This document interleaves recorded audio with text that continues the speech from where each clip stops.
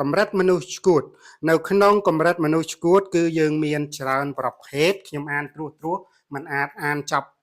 សពគ្រប់សេចក្តីបានទេព្រោះវារៀងច្រើនវែងដែរអូខេឈួតទី1គឺសំដៅទៅលើឈួតបែបលប់សតិឬក៏អាចបណ្ដាលមកអំពីជំងឺឈួតហើយមានបកស្រាយច្រើនទៅទៀតអាហ្នឹងឈួតហ្នឹងវាកើតឡើងមកអំពីការវង្វេងវង្វាន់នៃស្មារតីឈួតទី2គឺឈួតដោយឧបាយមុខមានឈួតស្រាស្រីឈួតដោយលបែងឈួតដោយគ្រឿងញៀនឈួតដោយដើរលេងហឺហាបារីផឹកស៊ីជួបជុំបងប្អូនមិត្តភ័ក្តិបនភឿនក្នុងបនលបែងជាដើមអាហ្នឹងគឺឈួតនៅក្នុងជំពូកទី2ណាឈួតហ្នឹងគេហៅថាឈួតអបាយមុខអូខេយល់ពាក្យឈួតឲ្យច្បាស់ខ្ញុំពន្យល់មួយឈួតទី3ឈួតដោយបុណ្យស័ក្តិលៀបសការៈឈួតដោយទ្រព្យសម្បត្តិហើយឈួតដោយអំណាចនេះក៏ហៅថាឈួតដែរណាប៉ុន្តែឈួតនេះគឺឈួតនៅក្នុងលក្ខណៈនៃអាណាចក្រឈួតនៅក្នុងលក្ខណៈនៃលោកីយៈណាអាហ្នឹងគេហៅថាឈួតទី3ចូលមកដល់នេះទៀតគេហៅថាឈួតទី4ឈួតទី4ហ្នឹងគេហៅថាឈួតដោយជំនឿងប់ងល់ណាជឿងប់ជឿងល់ជឿជ្រុលនិយមជឿដោយមិនយល់ជឿជ្រុលជឿទៅលើកម្លាំងក្រៅខ្លួនជឿទៅលើកម្លាំង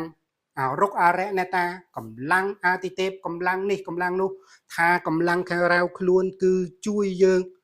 ប៉ុន្តែជំនឿបែបនេះគេឲ្យឈ្មោះថាឈួតបែបងប់ងល់បែបជ្រុលនិយមព្រោះជឿទៅលើអ្វីដែលជាកម្លាំងក្រៅខ្លួនយល់ទេអាហ្នឹងគឺកំណត់នៅក្នុងឈួតជំពូកទី4ឈួតជំពូកទី5គឺឈួតដោយការជឿជាក់ណាជឿជាក់លើអ្នកផ្សេងជឿជាក់លើខ្លួនឯងជឿជាក់លើខ្លួនឯងខ្លាំងពេកជឿជាក់រហូតទៅដល់ហួសកម្រិតដែលវាបង្កឲ្យមានការខូចខាតឬគ្រោះថ្នាក់នេះក៏ជាការឈួតដែរណាឈួតបន្តទៀត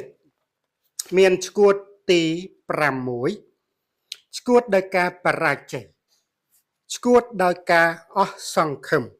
នៅពេលដែលយើងបរាជ័យម្ដងហើយម្ដងទៀតម្ដងហើយម្ដងទៀតក៏វាស្ថិតនៅក្នុងជំពូកនៃមនុស្សឈួតដែរណាវាមានបកស្រាយវែងតែខ្ញុំនិយាយខ្លីៗដើម្បីពន្យល់ឲ្យយល់អំពីពាក្យថាឈួតនឹងវាស្អីខ្លះឈួតទី7គឺឈួតទៅដោយមោទកភាពបច្ចុប្បន្នគេអត់ហៅថាមោទកៈទេគេហៅថាមោទនភាពហ្នឹងហើយឈួតនេះគឺជាឈួតជ្រុលនិយមគឺជឿទៅលើកម្លាំងខ្លួនឯងខ្លាំងពេកហើយវាមានអានុភាពខ្លាំងសម្បើមណាដូចជាព្រះបាទលំពង់រាជាជឿលើខ្លួនឯងខ្លាំងពេករំលាយកងទ័ពខ្មែរចោលធ្វើឲ្យកងទ័ពសៀមវាយបែកទីក្រុងអង្គរខ្ទេចខ្ទីនេះគេហៅថាឈួតដោយមោទកភាពឈួតដោយជំនឿជ្រុលនិយមណាវាសុទ្ធសឹងតែជាជំពូកឈួត